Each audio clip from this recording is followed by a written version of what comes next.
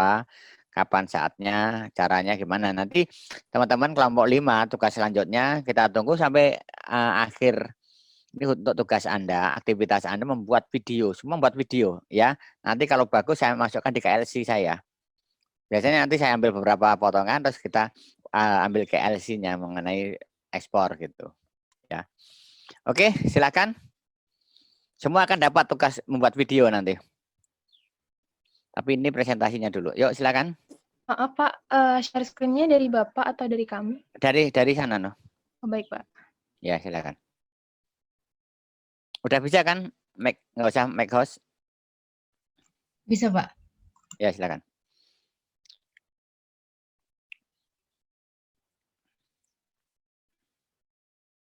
Apakah sudah terlihat Pak? Sudah.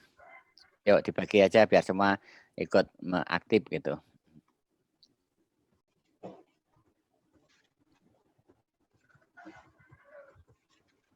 Besok saya jelaskan mengenai ekspor jasa maklun ya. Nanti kita sampaikan di pertemuan selanjutnya.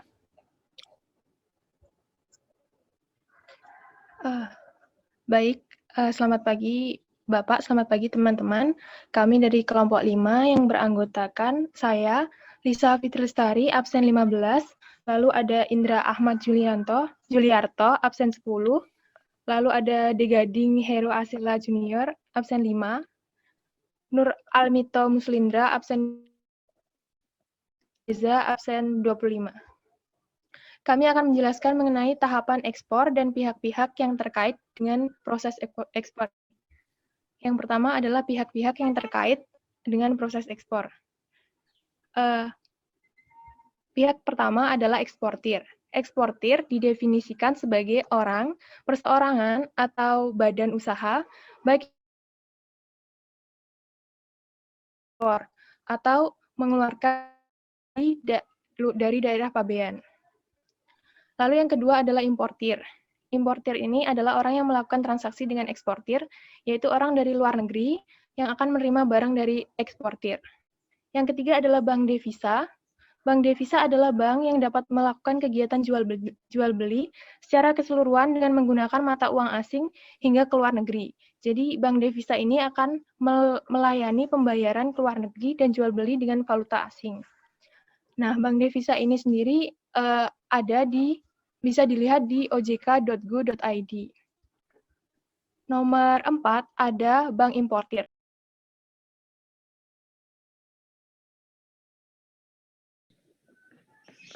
Baik, terima kasih Lisa.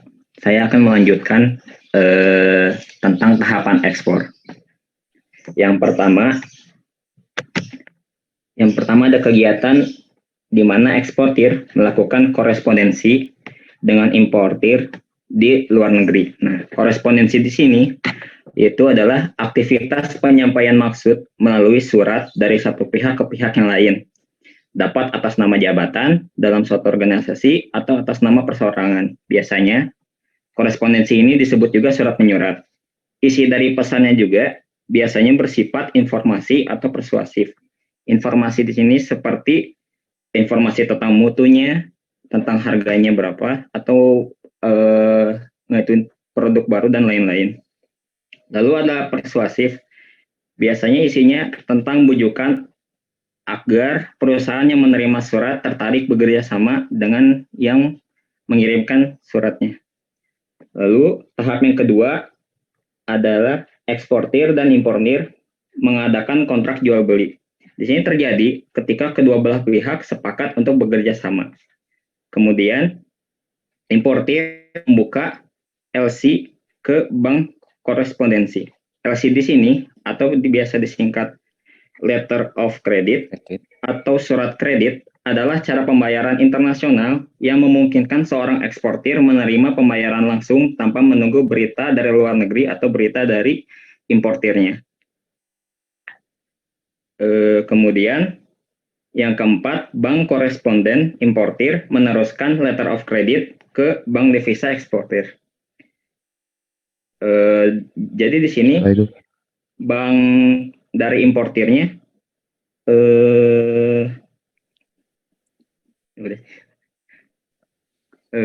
Selanjutnya dilanjutkan oleh Indra. Setelah itu bank devisa eksportirnya itu meneruskan LC ke eksportirnya. Itu di sana itu ada tulisannya salah itu di PPT-nya. Terus Ini Mas Indra ya ngomong ya? iya Pak. Oh, Halo? suaranya gede banget nih. Halo, ya. Ya. Iya. Terus tahap ke-6, eksportir menyiapkan barang untuk diekspor. Setelah itu tahap ke-7, eksportir mendaftarkan barang tersebut, mendaftarkan di PIB ke bea cukai. Setelah itu di tahap ke-8, eksportir memesankan ruang kapal untuk mengirim barang-barangnya. Lalu akan dilanjut oleh rekan saya. Kemudian yang ke-9, eksportir sendiri atau melalui EMKL mengirimkan barang. Eksportir atau PPJK menyiapkan PIB ke kantor pabean pemuatan paling cepat 7 hari sebelum tanggal perkiraan ekspor dan paling lambat sebelum barang dimasukkan ke kawasan pabean tempat pemuatan. Atas ekspor barang curah, eksportir atau PPJK dapat menyampaikan PIB sebelum keberangkatan sarana pengangkut. Kemudian yang ke-10, next 10. Ke-10 adalah eksportir sendiri atau melalui EMKL memfiat muatkan barang. 11 EMKL memberitahukan pengiriman barang. Kemudian pengiriman barang keluar daerah pabeanan menuju importir. Next lagi. Yang ke-12, eksportir mengajukan SKA kepada dinas atau sudin bila perlu. SKA sendiri adalah surat keterangan asal atau rules of origin. Setiap negara wajib mencegah illegal transshipment atau circumvention akibat kebijakan anti-dumping suatu negara. Selanjutnya akan dijelaskan rekan saya. Baik, tahapan selanjutnya setelah eksportir mengajukan SKA kepada dinas, yaitu eksportir sebagai orang yang mengekspor melakukan pencairan uang muka ke bank devisa. Oke, next. Setelahnya, pada tahapan ke-14, bank devisa eksportir tersebut mengirimkan berkas dokumen atau dokumen ekspor kepada bank importir agar memenuhi syarat legal dalam proses ekspor oleh eksportir tersebut.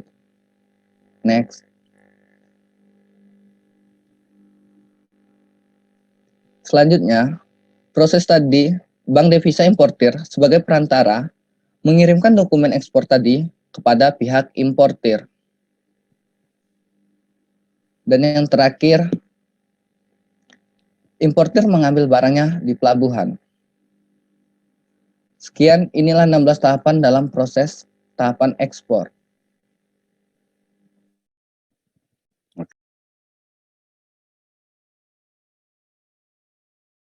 Apa ya? Ya, oke. Saya resume sedikit. Tepuk tangan dulu dong buat kelompok 5. Ya, tadi di awal sudah jelaskan ada istilah MKL, MKU. Begitu ya. Kapan kalau saya, teman-teman, saya membuat pertanyaan begini. Lalu pada titik mana ekspor sebenarnya dianggap telah terjadi? Kapan? Di mana? Saat diangkut oleh kapal. Ya, kan ada yuridis dan apa? Yuridis dan Secara nyata. ya secara nyata ya, secara nyata dan yuridis. Jadi kalau saya ini kesimpulan dari yang teman-teman tadi sampaikan.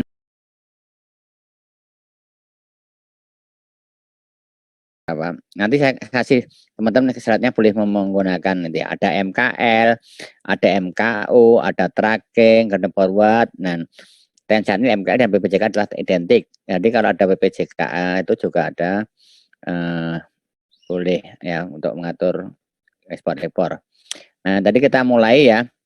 Biasanya tadi eksportir menyampaikan PEB kantor pabean paling cepat 7 hari sebelum tanggal perkiraan ekspor itu memberikan informasi 7 hari sebelum perkiraan ekspor dan paling lambat sebelum barang dimasukkan ke kawasan pabean dimuat atas ekspor barang curah. Kalau barang curah itu ekspor atau BPJK dapat menyampaikan sebelum kemenangan curah itu nggak perlu lama-lama. Ini saya review dikit hampir sama ya. Kemudian eksportir sendiri melalui MKM memfiatkan, kemudian memberitahukan pengiriman barang, kemudian pengiriman barang keluar daerah pabean menuju eksportir, ada surat keterangan asal. Ini sangat penting ini ya. Setiap negara tadi sudah sampaikan untuk damping. Eksportir melakukan pencairan uang muka. Nah, kemudian Bank Devisa Importir mengirim dokumen ekspor kepada eksportir. Importir mengambil dari daerah pabean. Nah, ini sudah biasa. Nah, teman-teman, saya sampaikan nanti teman-teman membuat video seolah-olah ada telepon ya, koresponden ya. Gampang, pakai Zoom aja, telepon-teleponannya ya. Halo, saya Ahmad Juliarto. Saya ini asli dari Arab loh gitu. Misalnya Anda dari Dubai telepon. Saya pengen kiriman barang kerajinan dari kota Jogja, bla bla bla. Nanti siapa yang menjadi petugas ini? Begitu ya. Nanti kelompok 5 membuat video ya dari alur tadi. Nanti dikasih animasi kapal, kemudian barang-barangnya apa itu juga kita lebih dominan. Itu untuk tugas Anda karena sekarang tugas belajar itu 40% tugas Anda akan terkombinasi dari sini ya. Lebih memahamin kalau dengan membuat video itu tadi. Siap ya? Yang untuk teman-teman yang sudah diskusi tadi, kelompok 5 selanjutnya nanti membuat video. Semua dapat akan tugas video nanti untuk terkait dengan materi kita. Nah, kapan ekspor itu terjadi? Ini tadi nyata pada saat barang melintasi barang pabean. Ini sebenarnya nih dalam undang-undang kepabean nyatakan bahwa secara nyata ekspor jadi pada saat melintasi daerah. Namun mengingat dari segi pelayanan tidak mungkin, maka secara yuridis dianggap ketika sudah dimuat ke sarana pengangkut.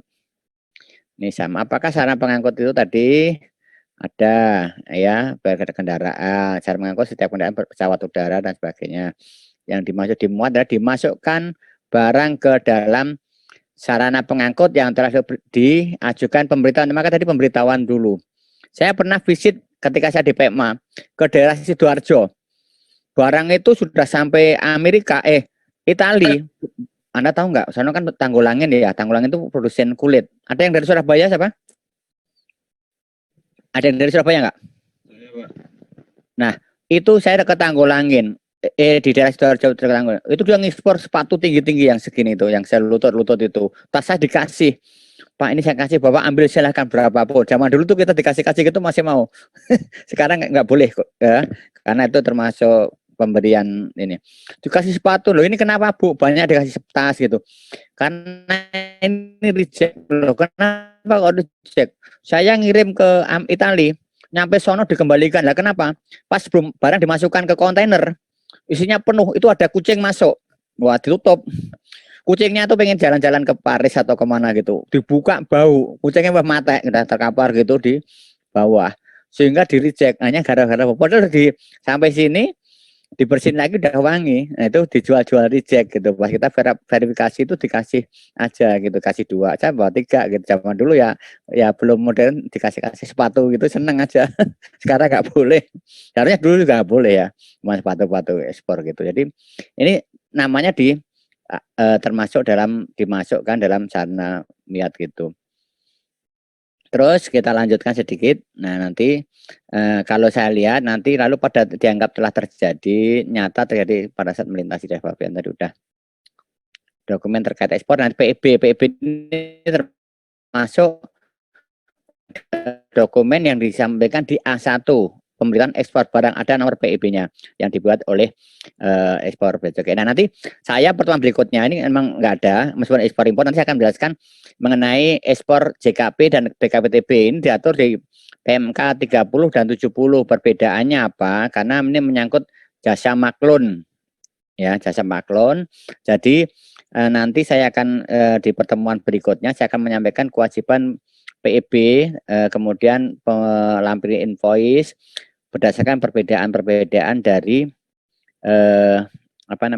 jasa maklun ini. Nanti saya akan sampaikan di pertemuan selanjutnya. Kenapa sih ada jasa maklun? Nah, karena ini kita harap maklun. Tahu harap maklun?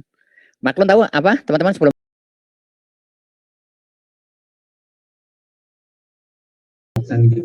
Ya, ongkos jahit aja. Jadi saya punya sepatu, saya pengen dari PT Nike, saya ngirimkan ukuran, saya mengirimkan kulitnya ke Indonesia, hanya membuat ditempelin aja, dijahit dan sebagainya. Saya punya bahan untuk bahan boneka, saya udah ada rambutnya, ada manekinnya, dibuat Barbie. Saya dulu di PMA 4 ya, jadi jasa maklun itu banyak sekali. Di PMA 4 tuh dulu, Anda penggemar Barbie mana? Yang mirip-mirip Barbie di sini ada Kristiana, Febiani. Kamu nggak suka Barbie? Ya, olalah Barbie ya. Oke ya. Oke, nanti saya pertemuan selanjutnya kita impor. Nah, untuk impor ini kita undi aja ya, teman-teman nanti membaca. Kita kembali ke Wheel of Name aja untuk persiapan kelompok selanjutnya itu untuk yang mendapat undian nanti menjelaskan mengenai ekspor ya, nanti kita diskusikan. Ini saya share dulu ke. Nah, untuk berikutnya kita undi ya. Saya putar ya.